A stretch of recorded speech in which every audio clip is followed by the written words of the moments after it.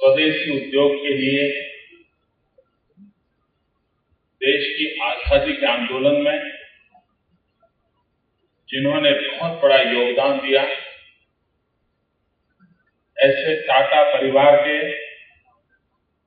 श्रीमान रतन जी, मंत्री परिषद के मेरे साथी है रविकांत जी, टाटा ग्रुप के सभी महानुभाव, भाइयों और बहनों, ये समारोह गुजरात की धरती पर हो रहा है। अहमदाबाद के निकट एक छोटे से गांव साणंद के पास हो रहा है। इसका वेन्यू भले ही गुजरात की धरती हो, एक छोटा सा गांव हो,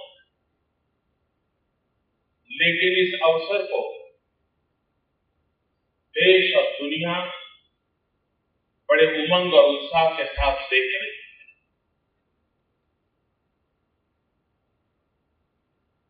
सामान्य से सामान्य आजीविका पाने वाला व्यक्ति जब अपने जीवन में जो सपने देखता है, तो उसमें एक छोटा सा सपना ये भी होता है कि काश मेरे घर में भी एक कार हो। ये middle class, lower middle class family का जो सपना है, उस सपने को संजोने का काम इस साणंद की धरती पर हो रहा है। आज देश को हम अर्पित कर रहे हैं। मुझे याद है कि गत वर्ष हम हमारे ग्लोबल इन्वेस्टर समिट के लिए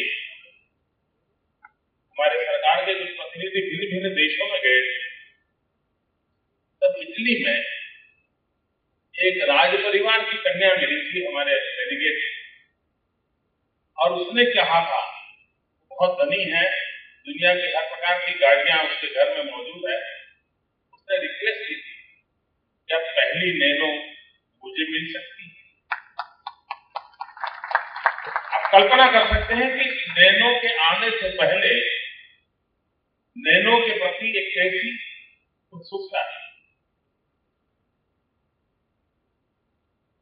20वीं शताब्दी के प्रारंभ में फोर्ड के द्वारा एक छोटी सी कार बाजार में आई और पूरे विश्व का ध्यान उस कार के प्रति गया था, और लोगों को लगता है कि भाई हाँ, हम भी राजा महाराजा और राजकर्ताओं के निकट हम भी कुछ रह सकते, वो माहौल बन गया है। मैं समझता हूं जो रिवॉल्यूशन फोर्ड के माध्यम से 20वीं शताब्दी के प्रारंभ में हुआ था, 21वीं शताब्दी का ये यश श्रीमान रतन टाटा जी को जा रहा है और उनके इस प्रयास को जा रहा है।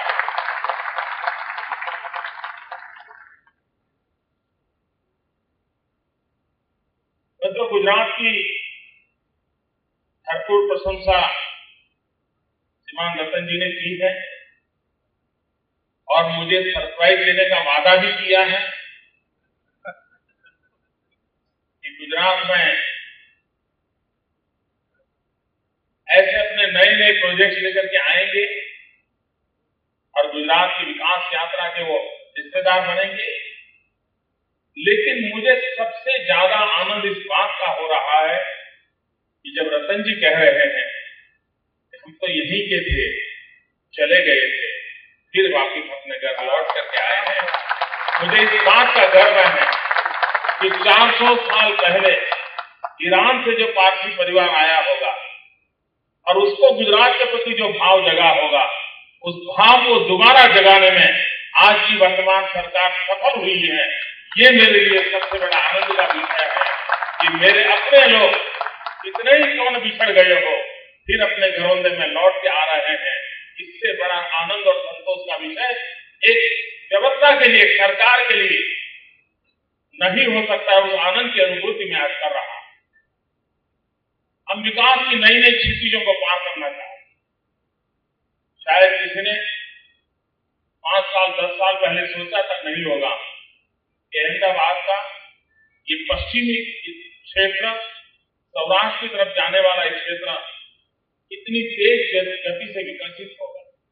और जब हम विकास की संभावनाओं को देखते हैं तो हम कोई एक उद्योग लग जाए, उसके अगल बगल के गांवों को थोड़ा सा लाभ मिल जाए, वहां तक सीमित नहीं रहते। हम उसका इंटीग्रेटेड ऑल आउट डेवलपमेंट को लेकर के सोचते हैं।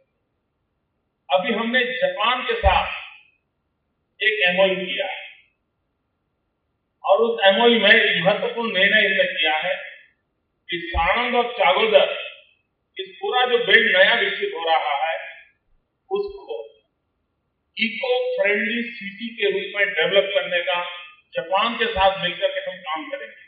इसका मतलब कि यह नगर ऐसा डेवलप होगा जो अहमदाबाद से भी दुनिया का कोई व्यक्ति आएगा तो उसको देखने का मन करेगा कि जहां पर इतना औद्योगिक विकास हो रहा है वह पूरा नगर किस प्रकार से एनवायरमेंट फ्रेंडली डेवलपमेंट हो सकता है। सारी व्यवस्थाएं, एनवायरमेंट के सारे पैरामीटर्स को एस्टैब्लिश करने वाला अर्बन डेवलपमेंट का एक मॉडल हम इसके साथ जोड़ने के लिए जा रहे हैं। मित्रों, आने वाले दिनों में जब जापान और भारत सरकार और गुजरात सरकार के माध्यम से जो दिल्ली मुंबई इंडस्ट्रियल कॉरिडोर बन रहा है, उसका मेन हब साणंद के निकटवर्ती खड़ा हो रहा है, तो आप कल्पना कर सकते हो कि यह क्षेत्र आने वाले दिनों में कितना डेवलप होने वाला है। मुझे याद है जब मैं धौलेरा के एसआईआर की चर्चा कर रहा था, तब जो जमीन की खरीदारी करने वाले लोग होते हैं उनको इमीडिएट लगता था कि हाँ यार कुछ होने वाला है, और वो थोड़ा इधर उधर मूवमेंट करना शुरू किया। लेकिन बहुत कम लोगों को अंदाज था कि धौलेरा जहां कोई रोड बनाने के लिए तैयार हो, किसी सरकार को विचार नहीं आता था कि धौलेरा एक ऐसी जगह है जहां रास्ता भी बनाया जा सकता है, जहां रास्ते के लिए भी नहीं सोचा जा सकता था, उस जगह पे यह राज्य दुनिया का अव्वल नंबर का इंटरनेशनल एयरपोर्ट बना करके एक विकास की पूरी नई स्थिति को शुरू करने जा रहा है। और स्पेशल इन्वेस्टमेंट रीजन, तो एक जमाना था थोड़ा इंडस्ट्रियल एस्टेट बना दो तो लगता था विकास हो रहा है, फिर एक जमाना आया इंडस्ट्रियल पार्क बना दो तो लगता था विकास हो रहा है, फिर लगने लगा नहीं एसईजेड बना दो तो विकास के मॉडल बन रहा है। मित्र, हम नेक्स्ट जनरेशन डेवलपमेंट के सोचने वाले लोग हैं और हम industrial estate, industrial park, special investment zone की बजाय अब स्पेशल इन्वेस्टमेंट रीजन की दिशा में आगे बढ़ रहे हैं और एक नई विकास की ऊंचाइयों को पार कर रहे हैं।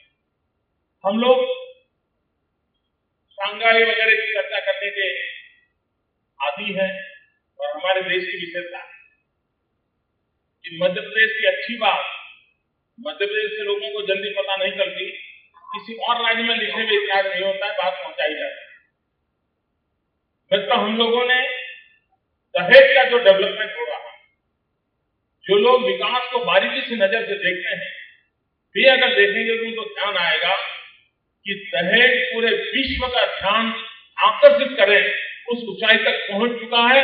और मैं निकट भविष्य में देख रहा हूं कि दुनिया इस बात को रिकॉग्नाइज करेगी कि गुजरात किस प्रकार से इस डेवलपमेंट के नए मॉडल को दुनिया के सामने ला रहा है और उसका लाभ आज विश्व के सामने होने वाला है।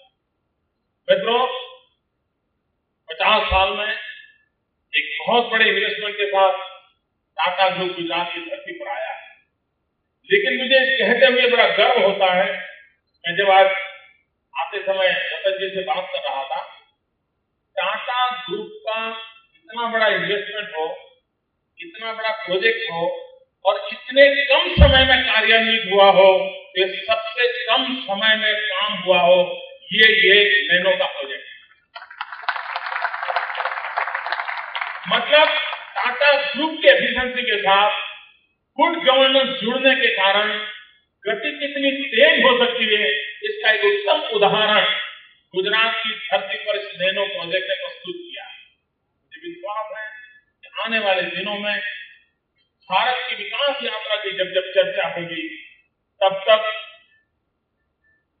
एडवर्स सिचुएशन में भी, क्राइसिस में भी किस प्रकार से निर्णय किए जा सकते हैं, नैनो एंड गुजरात, ये देश और दुनिया में कभी न कभी चर्चा का विषय रहेगा, ये मेरा विश्वास। मित्रों, जब नैनो यहां आया, कुछ बातें मैंने जो पहले कही नहीं है, मैं आज कहना चाहता हूं। रविकांत जी मुझे मिलते रहते थे। जब नैनो का विवाद खड़ा हुआ, तब मैंने रवि जी से एक बार कहा था, मैंने कहा रवि जी कुछ भी करो, इस समस्या का समाधान होना चाहिए, क्योंकि इसके कारण हिंदुस्तान के और राज्यों में भी हवा फैलेगी, तो जो विकास करना चाहते हैं उनको कठिनाइयां आए। वो मेरे साथ सहमत। मैंने कहा कुछ भी कॉम्प्रोमाइज करना पड़े, जो करना पड़े, लेकिन आप वहां एक बार इसको गाड़ी सिरे पर चढ़ा दें, और वो कोशिश कर रहे हैं। कुछ दिनों के बाद मैंने सुना कि दुनिया के कई देशों ने टाटा को ऑफर किया है कि आप आइए, कोई रुपया नहीं लेंगे, आप अपना शुरू कीजिए। तो मैं चौंक गया, और तब मैंने रवि जी से संपर्क किया। मैंने कहा भाई कुछ भी हो, लेकिन हिंदुस्तान के बाहर तो नहीं जाना चाहिए। ये देश की इज्जत का सवाल है, और 21वीं सदी हिंदुस्तान की सदी बनाने की बात करते हैं। चाइना के साथ हम स्पर्धा में खड़े हैं, और हमारे देश के व्यक्ति हैं इस प्रकार का काम न कर पाए, स्थिति एक देश के लिए अहित हो जाएगा। आप कुछ कीजिए।